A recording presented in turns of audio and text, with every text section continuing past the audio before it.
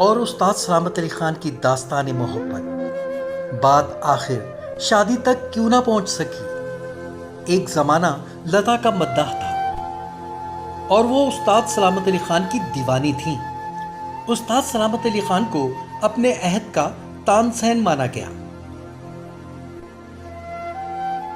ये इश्क के असातीरी जहान की अजीम दास्तान है कि सरस्वती देवी ने सुरों और ताल के देवता से इश्क किया था। जी हां, लता मंगेशकर ने उस्ताद सलामत अली खान से टूटकर मोहब्बत की और उन्हें शादी की पेशकश भी की थी, लेकिन हर जवाल मोहब्बत की तरह इसका अंजाम भी नाकामी ठहरा। इस मोहब्बत का आगाज 50 की दहाई में हुआ, जब लता मंगेशकर और उस्ताद सलामत अली खान के शबाब की इब्तदा थी। लेकिन वो दोनों मौसीकी की दुनिया में बरगजीदा और अजायबात मान लिए गए थे। लता मंगेशकर का शोबा फिल्म की पसे पर्दा मौसीकी और उस्ताद सलामत का मैदान ख्याल, गायकी, ठुमरी और काफी के साथ लयकारी था।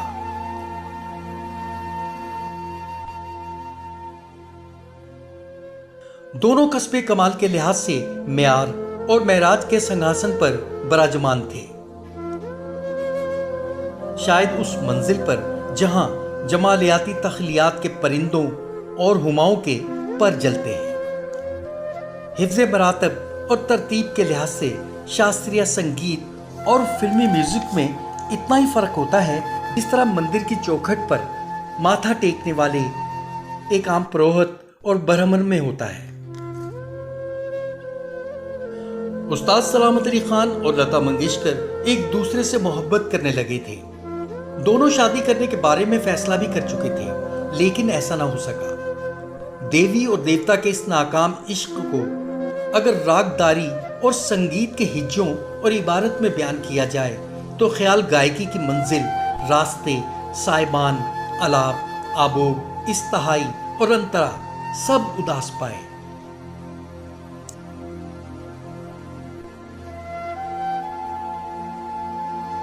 ये उन दिनों की बात है जब उस्ताद सलामत अली खान और उस्ताद नज़ाकत अली खान की जोड़ी लाहौर से कलकत्ता और बंबई पहुंची थी और पूरे इंडिया में उनके यादगार प्रोग्राम हो रहे थे।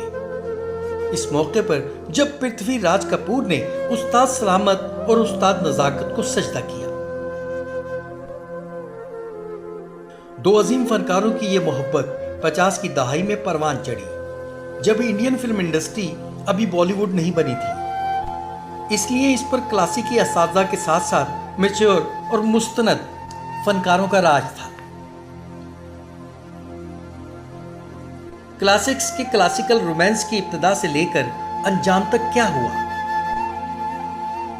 किस तरह इन दो मोहब्बत करने वाले अजीम फनकारों की ख्वाहिशात को इंडिया और पाकिस्तान के बनते बिगड़ते मामलात की भेंट चढ़ाया गया और किस तरह उस्ताद सलामत और लता की मोहब्बत को इंडिया और पाकिस्तान में राइज रिवायती नफरत की इस दीवार में चुनवा दिया गया।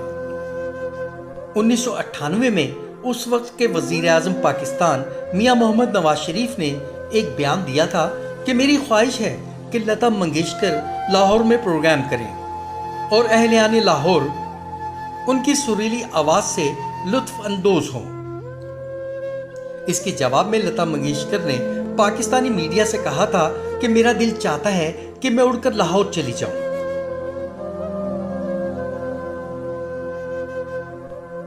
अपने उस इंटरव्यू में लता जी ने इंकशाफ किया था कि उस्ताद सलामत अली खान ने वादा किया था कि वो मुझे लाहौर ले जाएंगे, लेकिन उन्होंने अपना वादा पूरा नहीं किया।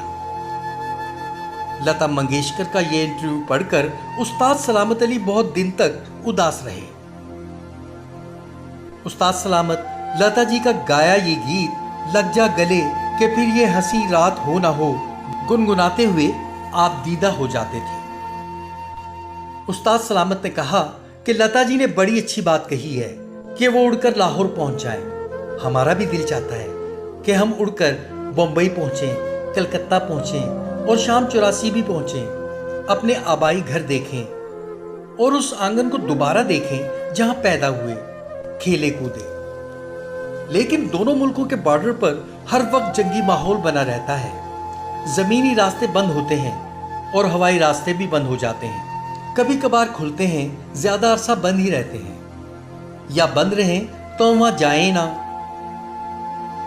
कभी कभार चले जाते हैं तो दोस्तियां हो जाती हैं, रिश्ते बन जाते हैं, फिर रास्ते बंद होते हैं तो बड़ी तकलीफ होती है। उस्ताद सलामत ने लता मंगेशकर से शादी से इनकार क्यों किया? इस सवाल के जवाब में उस्ताद सलामत ने अपनी जिंदगी में कहा था कि लता बाई कोई आम फनकारा नहीं है।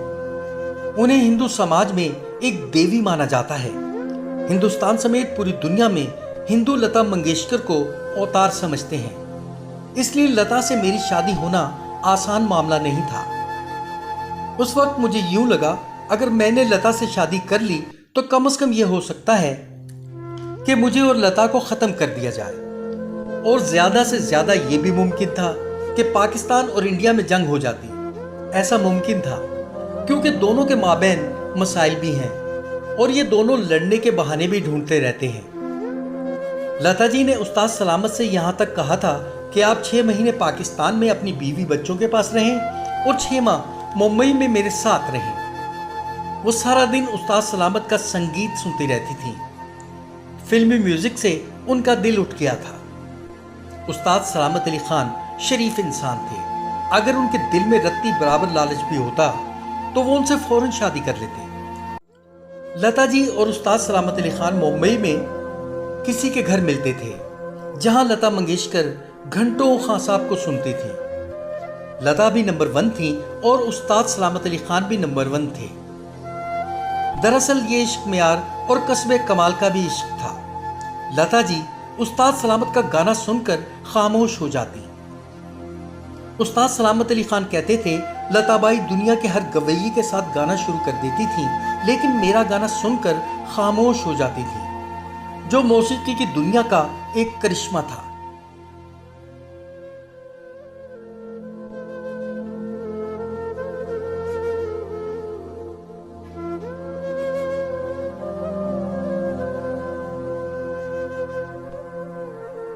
किसी ने कहा था कि उस्ताद सलामत अली खान तो लता जी से अपना वादा पूरा ना कर सके, लेकिन हमें आस और उम्मीद के दरवाजे बंद नहीं करने चाहिए और मोहब्बत को अपने दिल में पनपने देना चाहिए। लेकिन यह भी सच है कि लाहौर और पाकिस्तान में नगमा सरा होने की मुंतजिर लता मंगेशकर सरस्वती देवी अब 91 बरस की हो गई हैं और अब लाहौर और पाकिस्तान में गाएंगी नहीं। और यकीनन ये लता जी का नहीं, हम सब का नुकसान है।